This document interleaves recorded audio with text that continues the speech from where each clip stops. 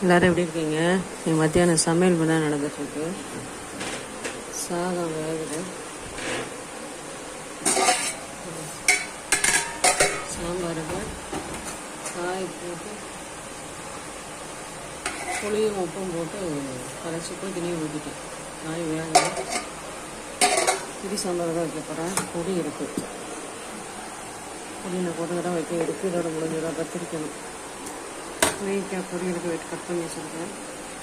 ரசத்துக்கு புளி கிடைக்கும். சாம்பார் வச்ச புளியை கொஞ்சம் வைக்கிட்டு தக்காளி கொஞ்சம் கூட போட்டிருக்கேன். அது அதை ஊறிட்டுருக்கு.